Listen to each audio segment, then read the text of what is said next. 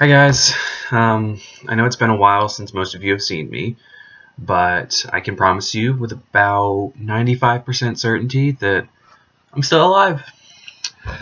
Um, I was recently asked to make a short, 5-minute video about my time at St. Timothy's, and at first I couldn't really think of much to say, but after mulling it over for about a week or two,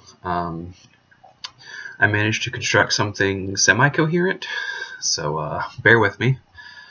Also, quick note, I typed it up on my computer, and I'm also recording this with my computer camera, so I may be glancing off to the side quite a lot through this video. For starters, I think I can remember not all, maybe like 75% of my time at St. Timothy's, and most of that time was when I was in the youth group. And for the most part, at that time, there were a decent amount of constants in my life. School was relatively normal. Sunday school, vacation Bible school, regular Sunday worship, and then, playing on that playground out back, which was always really fun. But when I think about it, a lot has changed since the good old days. When I think about my time at St. Timothy's, I find myself thinking a lot about how much change and growth that I've experienced with all of you guys. I'm still amazed at the fact that I and my peers have managed to run off 3 pastors in the last 6 years, Jill, Mark, and Carter. So that's fun. And thinking back, when I started in the youth group, I found myself really close to Jill more than anyone else, and I really appreciate the time that I spent with her, especially during the activities that we did as a youth group back then. I very vividly remember my first and only time helping to serve the homeless at the Greensboro Urban Ministry on Gate City Boulevard, which I think we called it Potter's House back then. I also remember my first Super Bowl party at the McIntosh's home, where Adam and I were the only 2 fans cheering on the Broncos against the Seahawks, even after that ill-fated snap to Peyton Manning. I'm sure we all remember that. And lastly, I do also remember standing alongside Jill as we helped to pack food for those less fortunate than us at Christ United Methodist Church gym. And when I think about it, I think about how much impact I had on my community with you guys, the church. Even though I may have taken it for granted back then, I certainly don't now. Then about halfway through my 7th grade year, we all got a change of scenery when we lost a pastor and gained a pastor. I was very sad to see Jill go, but I was also very excited to get to know Mark, and pretty soon after, Mary Ed. I think also that that's when I probably grew the most, both spiritually and emotionally. Us youths really hit it off with Mark and Mary Ed, and we were all excited for the fun activities ahead of us, most notably most of our first lock-in. I also managed to solidify my love of bowling and my intense dislike of trampoline parks during that time.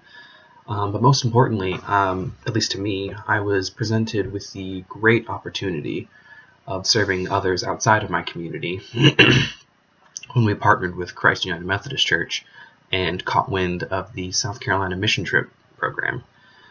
Aside from Camp Toccoa, which was United Methodist camp in Hendersonville, North Carolina, where my oldest brother Jason worked at, I don't think that I've ever, grown more spiritually than I have when I was in Hollywood, South Carolina for those 3 years with 100 other kids doing the Lord, our Savior, Jesus Christ's work, carpentry. Bad joke aside, I got to participate in other amazing things, most notably Mark and Mary Ann's wedding at our church. our very little church and our very near and dear church. I was so excited to see two people who that we had all grown so close to over a short period of time find each other and join together in holy matrimony right outside our goose pond. Then tragedy struck when my papa, Charlie Harward, passed away. My family was hit very hard by that event, and I remember a lot of things about that day. Both the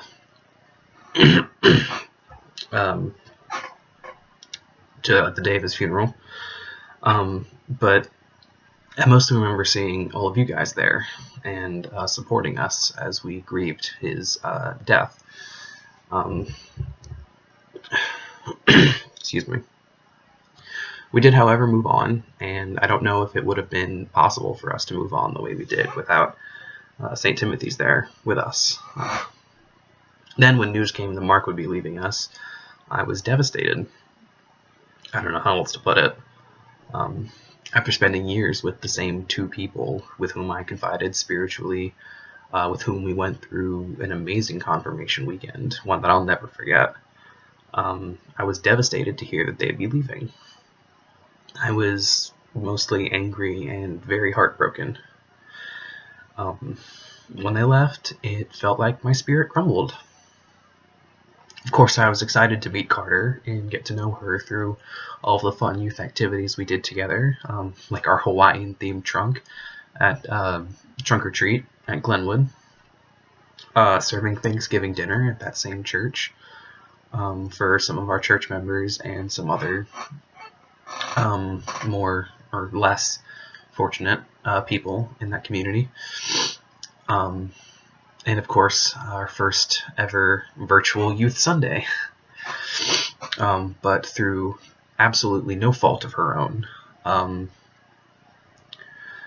kind of lost touch with the church, and I withdrew for a while. I stopped attending church, Sunday school, and youth altogether. And I spent my Sundays alone for months. Until I decided to start visiting my girlfriend's church, College Park Baptist Church over in Greensboro, across from UNCG. And that really helps to renew my spirit and my faith in God. And while I don't really participate in St. Timothy's much, I don't think I'd be who I am without you guys. And I know you're probably thinking, where is this kid going with all of this? So let me answer that question real quick. When asked about this mini sermon, I was faced with one question: what has God taught you? And the answer to that is very simple: to embrace change. I have gone through a lot of change in my life, a lot more than I realize sometimes, but that change has made me who I am, and I'm glad to have had you guys, my St. Timothy's family, by my side for all of that.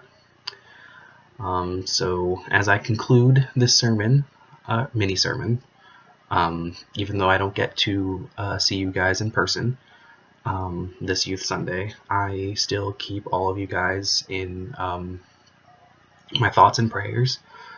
I do want to thank the DeVries for that for their graduation card. Thank you a lot for that. I couldn't appreciate you more. And I'm sorry I don't have a way to contact you, so this is me doing my best to thank you.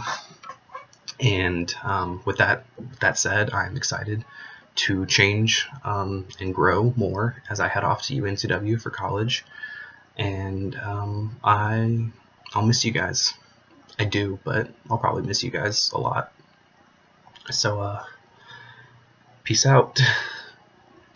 I love you guys.